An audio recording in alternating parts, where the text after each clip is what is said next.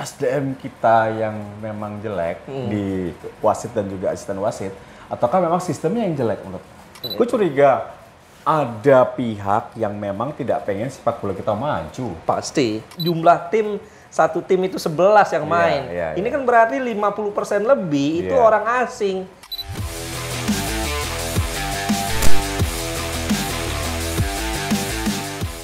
Di atas kertas semuanya indah, di atas kertas semuanya sempurna, meskipun dalam kenyataannya tidak sesuai dengan ekspektasi kita. Tinggal bagaimana kita menyikapinya. Kembali, di atas kertas kali ini akan membahas mengenai liga yang kita sayangi bersama, liga terbaik di dunia, khusus bagi masyarakat Indonesia, itu Liga 1 Indonesia. Kali ini gue tidak sendirian, bersama dengan Bro Ais. Assalamualaikum Bro. Waalaikumsalam. Sehat Bro ya? Alhamdulillah. Bro ini sudah memasuki pekan keempat. Ya. Tapi tentunya kita akan bahas secara keseluruhan. Bagaimana lu lihat sepak terjang PSSI yang baru, meskipun banyak suara-suara yang sumbang ya, wasitnya jelek, betul, masih ada S-Botop meskipun sudah nggak ada sekarang, khusus studi ya. Kemudian juga disinyalir ada supporter yang datang di partai away, betul, padahal nggak boleh. Nah, lu lihat bagaimana sejauh ini? Ya, plus juga katanya ada ini apa untuk masuk jadi wasit harus ada uang pelicin ya. Suap. Iya, kabarnya kayak gitu kan. Oh, yang dihembuskan oleh Akmal. Ya. Oke. SOS ya. Ya memang kalau kita nilai, kalau gue pribadi sih ya, lihat di 4 pekan awal ini, wasit dari beberapa kali pertandingan yang gue lihat memang ada peningkatan. Yeah. Tapi peningkatannya itu masih belum signifikan. Karena masih ada beberapa pertandingan yang menurut gue masih kurang maksimal wasitnya. Gue nggak bilang jelek, tapi nggak semua kan? Nggak semua. Artinya ada peningkatan istilahnya yang memang offside tuh betul-betul offside gitu. Itu menurut gue, wah ini bagus nih. Ada pergerakan naik lah. Tapi tetap memang masih ada beberapa kontroversi ya, kayak kemarin pertandingan PSS lawan PSIS ya. Oh ya, lagi-lagi PSS dirugikan. Ya, sendiri. Itu kontroversi lah. Meskipun PSS di menit-menit akhir dapat penalti, tapi nggak bisa dimaksimalkan oleh PSS ya. Nah, di samping itu juga ada masih tersisa pelanggaran-pelanggaran yang harusnya kartu merah tuh. Yang 2 kaki. Yang kalau yang kalau di Liga Inggris tuh kartu merah. Pasti. Kasih kartu dan merah. denda. Straight red card. Karena ada indikasi berniat untuk mencederakan lawan. Tapi itu masih belum. Gitu. Ini yang gue pikir perlu jadi perhatian PSSI juga. Karena kan yang menjadi salah satu tolak ukur keberhasilan kompetisi adalah wasit. Jika wasitnya bagus, kompetisi akan bagus. Kemudian juga kompetisi akan berkurang prasangka-prasangka lah, curiga-curiga. Terus juga efek lainnya, timnas juga bakal bagus. Karena apa? Dengan terbiasa main di liga yang bagus, dengan keputusan wasit yang bagus, tentu mereka akan di kompetisi internasional juga hati-hati. Karena kan kebiasaan kita saat di kompetisi nih, di liga, ini hal pelanggaran-pelanggaran dalam tanda kutip gila itu dibiarkan. Ya paling top kartu kuning. Nah, nggak bisa kalau di internasional gitu. Pelanggaran kayak gitu yang mereka biasa lakukan di kompetisi bisa berefek kartu merah di kompetisi internasional. Ini yang menjadi tolak ukur kenapa wasit harus betul-betul diperhatikan. Gue benar, lo tadi menyatakan bahwa ada disinyalir ada suap atau ada kecurangan lah untuk bisa meloloskan wasit. Ya. Kalau ini terbukti, ini bagaimana bro? Soalnya ini hubungannya dengan banyak hal. Ya, ini kan memang yang dihembuskan oleh SOS ya, Akmal Marhali ya. Bisa ini benar? Ya, ada buktinya. Dan kabarnya kan mulai ditelusuri sama mafia bola ya, Satgas mafia bola. Dan tapi yang gue agak lucu sih ya, kabarnya itu uang pelicinya cuma 500.000. Masa sih, atau uang administrasi kali ya? Makanya gue bingung kok uang pelicinya 500.000 buat apa gitu loh. Untuk hal-hal kayak gitu ya, apapun itu ya, berapapun nilainya, ini harus diusut, Ya. Karena itu tetap salah. Tetap salah.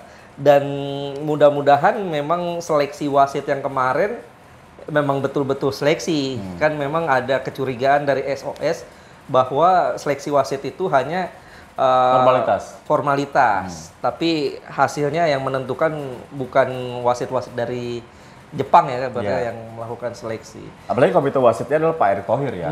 Harusnya ini segera diluruskan. Betul. Kalau gue sih usul ya dengan komite wasit Pak Erick Thohir ini kan Pak Erick Thohir ingin membersihkan sepak bola Indonesia, harus tegas ya. Tentu dengan adanya beliau di sini ini tentu mengurangi apa ya ibaratnya kong kali kong lah karena ada ketum di situ ya. Dan juga kalau gue berharapnya nih Pak Eto bisa meng-hire wasit asing gitu atau mantan wasit asing lah yang sudah pensiun untuk bisa menjadi apa ya ibaratnya pengawas wasit di Indonesia. Sehingga Bang Jimmy ya. Ya enggak, jangan orang lokal dong. Oh, luar. Orang luar. Oh, entah seperti Kolina. Seperti Kolina atau Jepang lah. Kita kan punya kerjasama yang bagus sama Jepang ya kan, dengan JFA Jepang. Sehingga dengan adanya mantan wasit asing, taruhlah anggap aja misalnya mantan wasit Jepang ya, tentu ini akan lebih mengurangi potensi intervensi dari luar. Nah, tentu efeknya kalau ini pengawas wasit bekerja dengan sangat baik, efeknya ke depannya wasit-wasit kita juga pasti harus hati-hati memimpin pertandingan. SDM kita yang memang jelek di wasit dan juga asisten wasit, ataukah memang sistemnya yang jelek menurut? Kalau gue pikir sih SDM kita nggak semuanya jelek ya, bagus lah, banyak yang bagus lah. Torik Alkatiri bagus, kemudian juga beberapa Farid Hitaba bagus. Cuma memang ada beberapa wasit yang memang mungkin perlu di-upgrade ya. Ya bagaimana pengetahuan baru, karena kan yang namanya rule of game ini setiap waktu kan berkembang ya, berubah-ubah. Offside yang dulu perlu satu kaki atau sekarang hidung aja lewat offside kan. Nah, ini hal-hal seperti ini yang perlu di-upgrade. Jadi kalau gue pikir selain wasit-wasitnya juga perlu di-upgrade pengetahuannya, tapi juga harus ada pengawas dari orang asing. Oke, itu masalah kekacauan atau wasit ya. Tapi apakah lu setuju sama gua bahwa jangan hanya wasit tengah nih yang disalahkan? Asisten wasit juga banyak berperan nih dalam kontroversial yang terjadi dalam beberapa pertandingan di Liga 1. Betul. Ya, kita ambil contoh begini ya, bagaimana di final SEA Games kemarin Indonesia menghadapi Thailand ada keributan. Ada tawuran di situ. Tapi wasit tengah bisa memberikan hukuman dengan tepat. Karena apa? Karena ada peran dari wasit keempat. Disinilah yang harus jadi contoh buat wasit di Indonesia. Sehingga sekarang kan sudah pakai ini kan, sudah pakai alat komunikasi kan, itu udah bagus loh. Dengerin lagu kan? Jangan dengerin musik. Ya, dari situ kan sudah bisa komunikasi harusnya. Komunikasinya harus sudah lancar. Ya, dengan begitu kan peran wasit keempat ini sangat-sangat vital. Gitu. Asisten wasit 1, asisten wasit 2, fourth official. Sebenarnya udah cukup ya. Cuma nggak berjalan dengan baik. Ini harusnya bisa dibenahi ya. Betul. Ya mudah-mudahan kan sekarang nanti kedepannya kan katanya pertengahan musim VAR bakal diberlakukan kan. Sekarang masih pelatihan nih. Tapi bro, kalau VAR dipakai, percuma kalau sistemnya nggak jalan atau wasit yang mengoperasionalkannya juga nggak bisa fair. Betul. Ya gue pikir sih kalau mau bagus, setengah musim itu VAR itu masih tetap harus ada pengawas dari luar. Jangan dilepas ya. Jangan dilepas 100%, karena yang namanya teknologi baru kan pasti harus ada orang yang paham dong. Sementara orang-orang kita kan nggak semuanya paham. Gue curiga ada pihak yang memang tidak pengen sepak bola kita maju. Pasti. Ini masalah yang sebenarnya sepele ya. Ketika gue orang yang menunggu kesalahan Erick Thohir loh. Karena gue pengen memberikan masukan. Tapi sejauh ini aman. Aman sih. Bagus gitu loh. Cuma memang komunikasi antara Erick Thohir, wakil ketua umum dengan wakil dengan sekjen itu memang nggak terlihat. Ya, Yang ada Pak Erick dengan Bang Arya doang. Malah gue lagi mempertanyakan sekarang emang masih ada sekjen ya? Nggak pernah kelihatan. Nggak pernah kelihatan gitu. Ini kan Ya, itu sebenarnya dia. kan sebuah sistematis Sekjennya ya. kemana itu dia? Ya, sehingga kemarin juga waktu ada komite wasit, komite banding, itu juga kayaknya banyak yang pro dan kontra. Betul, betul. Ya, ya inilah harusnya yang memang menjadi apa ya? Salah satu ketimpangan PSSI sekarang. Karena yang namanya sekjen dia harusnya jadi orang pertama. Sekarang kan setiap ada preskon, setiap ada pengumuman ini ketum dan Bang Arya kan. Ya, Exco. Ini yang mengecilkan peran sekjen ya sejauh ini. Padahal penting ya. Padahal penting. Harusnya sekjen yang menjadi alat komunikasi dengan pihak luar harusnya sekjen. Oke, kita udah bahas tadi wasit. Ini gua nggak bilang semuanya jelek, tapi jangan sampai yang bagus-bagus jadi ikut jelek ya. Betul. Jadi ikut jelek gitu. Ada beberapa ya wasit yang bagus. Terus masalah supporter yang hadir. Ini harusnya kan dilarang. Pak Erick Thohir udah bilang jangan sampai ada rusuh. Makanya semua harus meredam ego. Away ditunda dulu, away jangan dilakukan dulu. Atau tidak pakai atribut juga beberapa ada sih. Tapi kan jangan dulu lah, karena takutnya kayak kemarin Aremania datang ke Persik Kediri tuh. Tapi itu susah sih kalau susah. Nah, makanya apalagi kalau yang tim-tim yang jaraknya tidak jauh, kayak misalnya Persita sama Persija, ini kan deket kan antara Tangerang dan Jakarta, masih susah lah. Hal-hal kayak gitu dilarang. Cuman memang kalau memang mau strict ya, jikalau ada punishment. Kurangin poin atau dilarang datang ke stadion. Karena itu dia gue menarik tuh. Waktu awal musim kan Pak Eto sempat menyebut bahwa jikalau ada kerusuhan, klub tersebut akan dikurangi poin. Ini udah ada 3 ya? Persis Solo. Arema Persik ya. Ada Persis Solo juga. PSM antar supporter kalau berantemnya tuh sempet chaos juga di dalam stadion. Itu tapi nggak ada punishment. Rata-rata kayak kemarin Arema Persik itu cuma 25 juta. Ya capek duit lagi. Nggak ada gunanya kalau. Dan gue sempat mempertanyakan itu kenapa nggak jadi pengurangan poin. Ternyata Komdis memang tidak bisa melakukan itu di musim ini.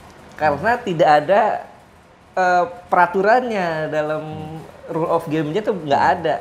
Itu harus diubah dulu di Kongres. Harus diubah dulu di Kongres untuk memperlakukan hal tersebut. Berarti ini menjadi sebuah peraturan cacat ya?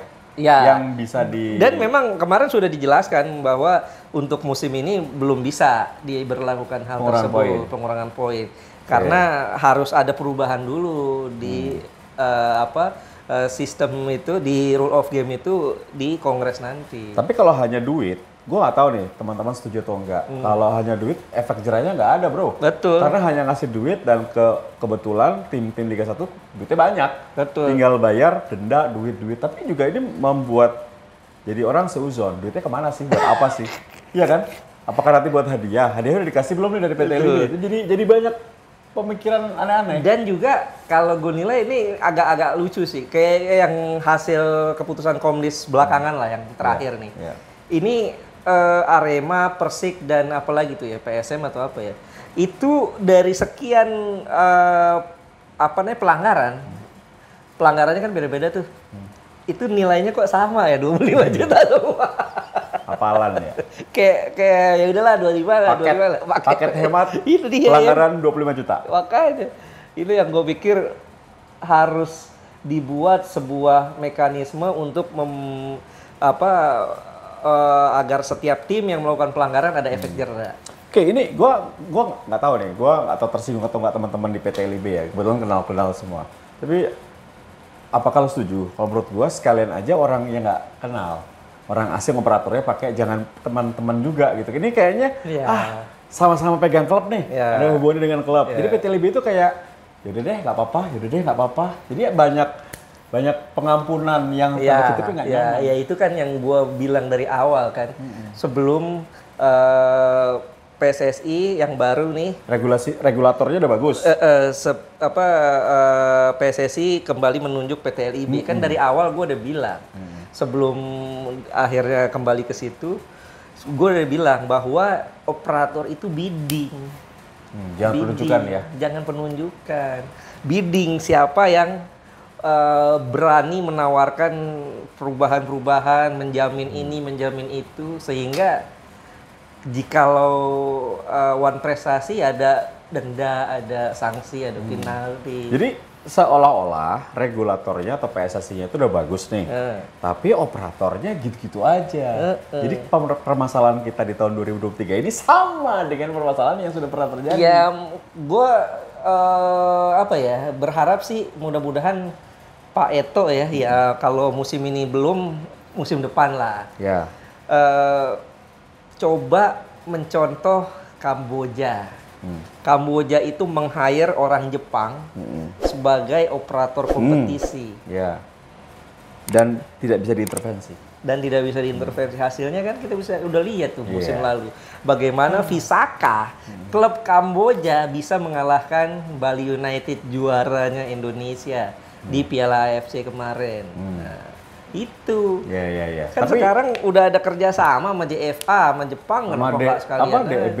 DFB. DFB betul kan? Betul. Sama Jerman kan? Sama Jerman, sama lagi. Iya, kayak taruh lah kalau Jerman kejauhan sama Jepang aja lah, meng-hire orang Jepang. Cukup. Dan itu menurut gua akan lebih fair. Jadi akan terlihat apakah memang permasalahan sepak bola Indonesia tuh hanya itu saja, ataukah ada yang lain. Betul. Karena ini penting banget loh. Muaranya kompetisinya susah banget dibenahi kan? Betul. Ya, abis gimana ya? PT LIB-nya masih beberapa ada keterikatan dengan klub. Terus juga exco-nya beberapanya masih ada keterikatan dengan klub. Ya susah lah. Yang bagusnya ketumnya doang susah kan? Susah. Ya ini kan ibaratnya apa ya? Lingkaran ini udah lingkaran setan. Iya. Kolamnya harus dibersihin. Kolamnya betul-betul harus dibersihin. Ngomongin kolam, gue juga jadi inget nih.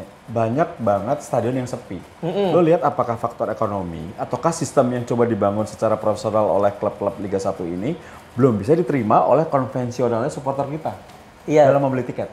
Tadi gue lihat tuh di Wikipedia dari 4 pekan ini itu rata-rata supporternya tidak pernah mencapai 8.000, 7.000-an aja. Rata-rata ya ini rata-rata. Minimal stadionnya 15.000 lah kapasitasnya. Rata-rata tuh tadi gue lihat di wiki dari 4 pekan ini rata-rata cuman sekitar 7.000 sekian lah. Itu kan kecil loh. Untuk sebuah kompetisi di Indonesia yang punya supporter fanatik. Tapi juga ya ini nggak lepas dari sepinya penonton yang datang ke stadion karena ya masalah ekonomi juga sih. Lagi jelek ya ekonomi. Lagi jelek ekonomi. Terus juga di sisi lain beberapa klub menaikkan harga tiket kan. Sehingga ya di ekonomi yang lagi jelek ini ya susah. Kalau Bobotoh bilang kenapa GBL Asep itu karena sistem penukaran tiketnya ribet. Jadi yang dari luar kota tuh kayaknya ribet harus tukar kemana dulu baru balik lagi ke BLA itu ribet. Nggak bisa di lokasi. Itu karena seperti itu. Jadi banyak alasan. Tapi secara keseluruhan kita lihat karena faktor ekonomi juga ya. Faktor ekonomi pasti berperan lah. Iya, apalagi dinaikkan harga lama aja susah, apalagi dinaikkan 50.000 atau 25.000 ya. Iya, karena ya apa ya, untuk supporter ya, anggap aja lah tiketnya 75.000 ya. Kalau satu orang it's okay lah, cuman kan kalau ada orang tua ingin ngajak dua anaknya itu udah berapa? Betul. Berasa itu. Betul ya, apalagi ini udah rutin ya, cuma Sabtu Minggu. Kalau udah ngajak ke stadion kayak ngaruh ya. Udah bagus. Terus bro, ada lagi pelatih yang mundur. Ada pelatih yang Luis Mia. Ya, dihentikan. Atau mundur sih ya ngomongnya mundur. Cuma kan Indonesia kan gitu. Gue pernah waktu itu dihajar sama netizen karena dibilangnya nggak dipecat, tapi dievaluasi apa bedanya gitu loh. Intinya sudah tidak melatih tim itu. Iya. Apakah memang terlalu cepat? Ataukah ada hal lain yang menurut lu lihat? Kalau Luis Mia kan ini sebetulnya hubungan antara Luis Mia dengan manajemen kan bagus. Iya makanya. Cuman kan kabarnya ini kan karena orang tua Luis Mia ibunya sakit ya. Iya. Terus juga anaknya cedera. Cedera berkepanjangan sehingga dia memilih pulang karena konsentrasinya di Indonesia buyar. Nah ini sebetulnya sangat sayang sih karena Luis Mia ini salah satu pelatih terbaik lah di Liga 1. Daya tariknya beda. Daya tariknya beda, gaya mainnya juga beda, sentuhannya beda. Ya sementara kalau di Arema kan Putu Gede entah mundur, entah memang dipaksa mundur ya. Karena kalau berita yang beredar kan dia mundur. Yeah. Ini cukup beralasan ya, karena kalau kita lihat 4 pertandingan awal Arema nggak pernah menang dan cuma dapat 1 poin. Yeah. Tapi Persib lumayan, 3 kali pertandingan, 3 kali seri. Itu nggak bagus juga lah buat tim sekelas kalah. Persib, betul. Ya, gue juga agak bingung ya. Padahal kalau gue nilai apa ya, kalau Persija kan nih pemain asingnya belum komplit. Kalau Persib kan udah ya. Udah komplit. Udah komplit. Arema juga udah komplit. Persija juga udah komplit kayaknya deh. Iya, cuman belum main semua kan. Ya nggak main bersamaan ya. Artinya ini juga kalau pemain asing tuh gue agak mengkritisi dengan bertambahnya dari 4+1 ya. Iya. Sekarang 5+1. Jadi 5+1 itu aduh kan berarti 6. Jumlah tim satu tim itu 11 yang main. Ini kan berarti 50% lebih itu orang asing. Iya, tapi Liga 2-nya boleh pemain asing juga lagi. Ya, kalau menurut gue itu nggak apa-apa. Apa ya? Asal sekarang yang menjadi pertanyaan, manajemen klubnya kuat nggak bayarnya? Tapi katanya nggak wajib. Nggak wajib. Kalau nggak punya duit ya nggak usah. Ya, tapi susah bersaing ya? Susah.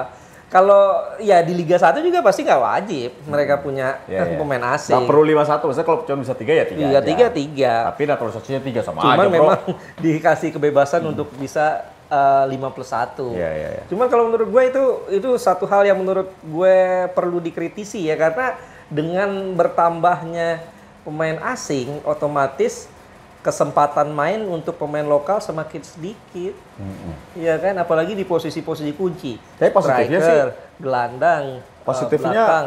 jadi harus lebih kerja keras. Gue sih lebih belum. Pemain lokal kita jangan cengeng gitu. Betul, gue sepakat kalau hal itu. Cuman masalahnya tingkat persaingan kita ini pemain-pemain lokal kita sama beda, belum sekelas di Liga Inggris. Iya. Liga Inggris aja susah nyari kiper. Iya. Sama banyak pemain kita yang jabalan timnas juga banyak yang belum dapat klub ya. Iya. Mereka masih menunggu Liga 2. Iya, Andik, Irfan Bahdim ya. Iya. Terus jadi kesimpulannya apa lo lihat hingga pekan keempat dari carut marutnya kompetisi yang bisa jadwal sih nggak carut marut, cuma pelaksanaannya banyak sekali hal yang terjadi. Ya kita harus fair ya, dari 4 pekan awal ini kita bisa lihat kalau ada banyak hal yang sudah mulai oke. Pengaturan jadwal udah patut gua acungi jempol. Jumat, Sabtu, Minggu. Ya sebetulnya sih bisa aja kita main plus Senin gitu ya. Karena di Eredivisie ya. Ya, di Eropa juga di gitu. Ligue 1 juga kan Jumat, Sabtu, Minggu, Senin. Italia juga. Ya, nggak apa-apa kalau menurut gua ada Seninnya. Tapi jangan nambah Selasa, Rabu, Kamis, Jumat. Selasa, Rabu, Kamis. Setiap hari juga itu namanya. Iya. Menurut gua nggak apa-apa. Dan dari situ juga gua lihat beberapa kali pertandingan ada beberapa wasit yang mimpinnya udah oke, udah ada kemajuan lah. Cuman memang ada 1-2 pertandingan yang masih berbau kontroversi wasit. Gitu. Sama tayangannya udah bagus kak gambarnya? Ya tayangan so-so. Biasa aja ya? Belum ada? Nggak ada yang berubah dari musim lalu. Masih sama ya? Masih sama. Ya ini juga disuarakan oleh supporter ya, supaya ada peningkatan lah. Ya memang tidak mudah untuk PSSI yang baru untuk merubah sesuatu yang sudah amburadul, tapi ada yang sudah meningkat, ada yang harus lebih ditingkatkan. Iya, kita mesti fair lah. Kita nggak bisa bilang ini, nggak ada yang meningkat, tapi ada. Jadi ini liganya tuh kacau, tapi kita ditunggu ya. Karena ini liga kebanggaan kita. Betul. Ini hak siarnya diperebutin loh. Iya, maka mahal lagi. Aduh, oke. Itu mungkin kalau kesah ya dari kita ya. Kalau nggak setuju juga nggak masalah, tapi karena memang ini sudut pandang Ais dengan gua mengenai Liga 1 yang memang belum smooth. Masih banyak harus diperbaiki, tapi intinya supporter juga harus taat, jangan data away dulu lah. Jangan away dulu. Setidaknya sampai akhir tahun, karena memang FIFA sudah mengatakan jika rusuh lagi, ya sudah mau gimana lagi. Yang penting Liga jalan dulu lah, sabar lah. Apalagi kan ini mau musim kampanye kan, jadi perlu jaga biar nggak nanti kebiasaan dulu tuh, setiap ada kampanye, setiap ada pemilu, pilkada, liga stop. Itu Yes. jangan tuh. Oke, yes, thank you. Sama-sama. Baik, semoga bisa mencerahkan atau memberikan informasi ya. Nanti kita ketemu lagi tentunya dengan obrolan seputar Liga 1 atau Timnas atau sepak bola nasional. Tio Nugroho, Ais sign out. Bye.